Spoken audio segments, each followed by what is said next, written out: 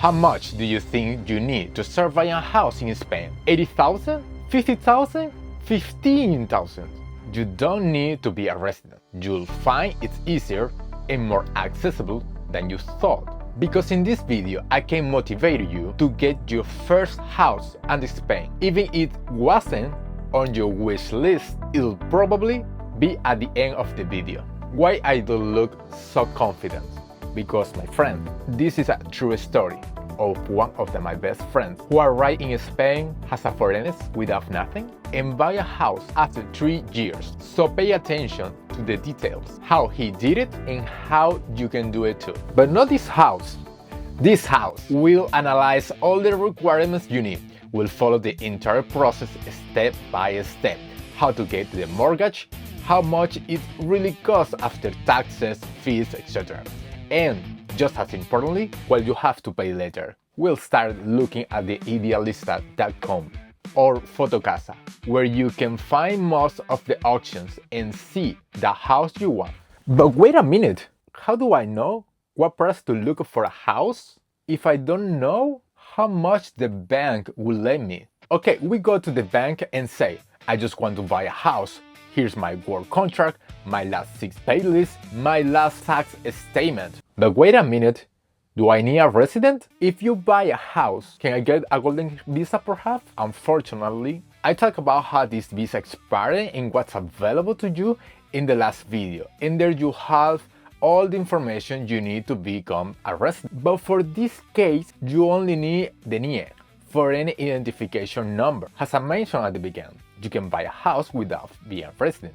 Back to the bank. So Mr. Jack, after reviewing your application, we can finance 80% of the house price up to 180K, a fixed annual interest rate of 3.5% for 30 years. Use these conditions as a reference, but they vary bank to bank depending on your salary and whether or not you are a resident. One of the conditions bank requires is that your salary be deposited into one of their accounts. With all clear, we move on the property you're interested in. Click to the contact and schedule an appointment with the seller or real estate agent. If you like the property and wish to proceed, you tell the bank and they will take care of reviewing it to see if it's free of encumbrances. You should also request the latest community report to check for any outstanding debts or special assessments you might have to pay, as well as the cost of community maintenance. But hold on, how I ensure the seller doesn't sell the property to someone else while I am in the middle of the paperwork?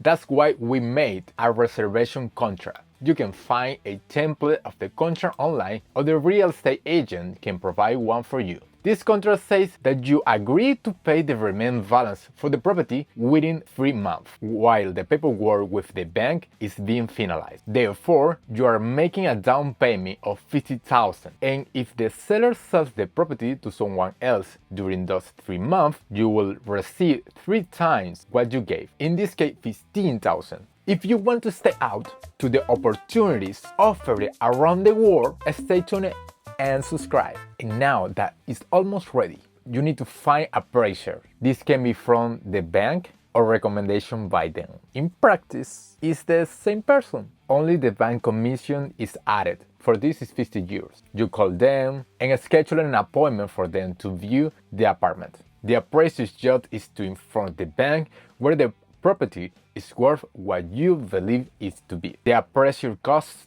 300 euros and determine the actual loan amount the bank will lend you. Yes, sounds confused? I'm going to explain much better. If you don't pay for your house, it will be foreclosed on and sold. The bank protects itself by lending you 80% of the lower of the value between the property value or the value set by the appraisers. Remember, you need to have the rest of the money plus extra costs. But also, you can get a pre-approved loan from another bank if you need it, at an annual interest rate for 7.5%. For example, the entire process can take between 2 or 3 months. while you visit different properties, compare the prices, location, everything, and all the process with the bank, the appraisers, and the notary. In my friend's case, it took him 3 months. He got a price reduction in exchange for removing the furniture, and it didn't need a renovation, just painting and installing electrical outlets. Okay, the important note: if the real estate agent sells the property to you, in this case the sellers pay the commission, so it's already included at the final price. Second, the bank offers home insurance as part of the mortgage package. Point 3. You make the transfer on the day the bank gives you the check, and the taxes are signed and they pay the same day. Some taxes vary depending on the region of Spain where the property is located. The ITP tax is 8% of the value, but for him it was his first property and his usual residence, so the percent drops to 3%, and that means you can use it for renting for 2 years. With that said, we can continue with the final breakdown. House price, 100,000 euros. Remember, we get a reduction of 3,000 for the furniture. Property transfer taxes, ITP, 3% of the value. The result is 2,910. Notary fees, 1,200. Gestor fees, 300. Appraiser fees, 300. But wait, what is the notary fees and gestor fees? The banks take care all fees and administration from your account, so don't worry about it. That gives you a total of 101,710, and we pay for it in the following way. Bank mortgage, 80,000, pre-loan, 7,000, and 14,710 came out of our pockets. Reservation, remember, was 5,000 and 9,710 for free administration and taxes. And what happened then? I have my kids, I have my apartment, and what exactly are my monthly expenses? Here's the list. Home insurance, 112. Mortgage payment, 350. Property tax, 10. Community fees, 40. And garbage collection bill, 10. Giving us a total of 522 for month. So that's what it is. Tell me, which country do you consider an investment opportunity? Tell me in the comments. I'll be interested to read it. But wait a second. What about the cost of gas, water, electricity, and the general cost of living in Spain? Well, my friend, I made a whole video talking about that. I left that right here.